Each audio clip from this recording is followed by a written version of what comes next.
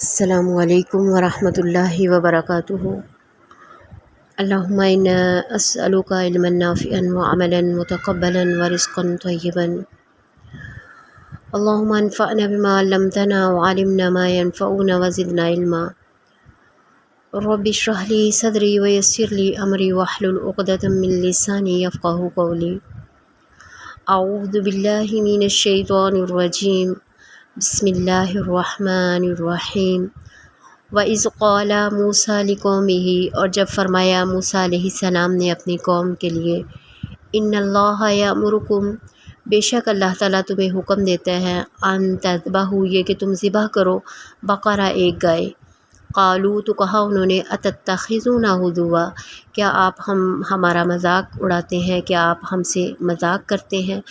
قال، فرمایا، اعوذ باللہ، میں اللہ کی پناہ میں آتا ہوں، ان اکون من الجاہلین، یہ کہ میں ہوں جاہلوں میں سے۔ قالوا ادع لنا، کہا انہوں نے کہ دعا کیجیے، لنا ہمارے لیے، ربک اپنے رب سے، یبین لنا، یہ کہ وہ واضح کرے ہمارے لیے، ما ہی وہ کیا ہے۔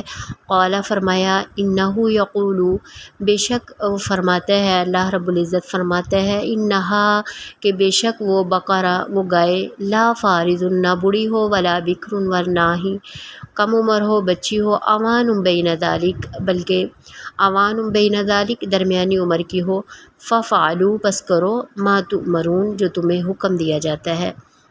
اب اس کی مختصر تشریح دیکھتے ہیں۔ قرآن مجید میں یہ واقعہ جو ہے، یہ قصہ اس انداز میں بیان کیا ہے جس سے بنی اسرائیل کی فطرت اور ان کی ہٹ درمی اور حیل و حجت بہت واضح طرح سے واضح ہو گئی ہے۔ دوسری بات جو ہے، بچھڑے جو ہے گائے کا تقدس یہ پیچھے سے لے کر آئے تھے، مصر میں گائے کو پوجا جاتا تھا۔ یہ بالکل ایسے ہی ہے جیسے ہم پاکستانی برصغیر سے میں 800 سال کم و بیش جو ہے ہندوؤں کے ساتھ رہتے رہتے کچھ رسم و رواج، کچھ باتیں جو مسلمانوں کے دماغ میں، قلب و ذہن میں رچ بس گئی ہیں، اسلام آنے کے باوجود جو چیزیں انسان کے ذہن و قلب میں رچ بس جائے تو اسے جو ہے وہ ایمان نکالتا ہے۔ گائے کو وہ انتہائی تقدس دیتے، گائے بھی پوجا کے لیے جو ہے وہ خاص قسم کی تلاش کر کے پوجتے تھے۔ بنیادی طور پر عقیدہ توحید کو واضح کرنا بھی ضروری تھا۔ گائے کو ذبح کس وجہ سے کیا، ان کا عقیدہ بھی صحیح ہو، اور آگے آیت نمبر جو ہے 72 میں اللہ رب العزت جو ہے ان کے نزدیک، ان کے اندر جو ہے اللہ رب العزت فرماتے ہیں، یعنی کہ تم نے جو قتل کیا تو فدراتم، بس تم نے اس میں جھگڑا کیا، یعنی ایک قتل کی وجہ سے جھگڑا کھڑا ہو گیا تھا، اس کو بھی واضح کرنا جو ہے مقصود تھا، اور پھر اسی کے ذریعے جو ہے اس گائے کے ذریعے جو ہے قاتل کا پتہ بھی لگایا گیا۔ نیز اس سے موت و حیات کی حقیقت اور اللہ رب العزت کے قدرت کاملہ کا اظہار بھی ہوتا ہے۔ وَإِذْ قَالَ مُوسَىٰ لِقَوْمِهِ، اور جب فرمایا موسیٰ نے اپنی قوم کے لیے کہ اللہ رب العزت جو ہے وہ تمہیں حکم دیتے ہیں یہ کہ تم گائے کو ذبح کرو، تو انہوں نے آگے سے کہا کہ کیا تو ہمارے ساتھ مذاق کرتا ہے؟ تو حضرت موسیٰ علیہ السلام نے فرمایا کہ میں اللہ کی پناہ میں آتا ہوں، یہ کہ میں جاہلوں کی سی باتیں کروں۔ موسیٰ علیہ السلام انہیں اللہ کا صاف صاف حکم سناتے ہیں کہ اللہ تمہیں حکم دیتا ہے کہ تم گائے کو ذبح کر لو، لیکن آگے سے وہ گستاخی کے ساتھ اپنے نبی سے کہتے ہیں کہ کیا وہ ان کے ساتھ مذاق کر رہا ہے؟ اصل معاملہ جو ہے ایمان کا ہے۔ اگر ایمان موجود ہو تو پھر یہ نہیں دیکھا جاتا کہ حکم کیا ہو رہا ہے اور کیوں ہو رہا ہے۔ سمعنا و اطعنا، یہ ہے تقاضا، سننے اور عمل کرنے کے درمیان تردد کا وقفہ نہیں ہوتا، جبکہ اللہ کا نبی حکم دے رہا ہو، اور ایک عام آدمی بھی نہیں، ان کے قائد نبی تھے حضرت موسیٰ علیہ السلام۔ قال اعوذ باللہ ان اکون من الجاہلین، تو حضرت موسیٰ علیہ السلام نے ان کے جواب میں کہا کہ میں اس سے پناہ مانگتا ہوں کہ میں جاہلوں کی سی باتیں کروں۔ یہ ہدایت و رہنمائی ان کے لیے کافی تھی، وہ کسی گائے کو پکڑتے اور ذبح کر ڈالتے، بسہولت وہ اللہ کے حکم پر عمل پیرا ہو جاتے، لیکن اس وقت ان کی فطرت جو ہیلہ ساز تھی وہ جاگ اٹھتی ہے اور سوالات جو ہے وہ کرنا شروع کر دیتے ہیں۔ قالوا ادع لنا ما هي، وہ سوال کی بچھاڑ کرتے ہیں، کہتے ہیں کہ اپنے رب سے درخواست کیجئے، دعا کیجئے کہ ما هي، وہ کیسی ہے، یعنی وہ گائے کیا چیز ہوتی ہے؟ اب بطور استہزاء پوچھتے ہیں۔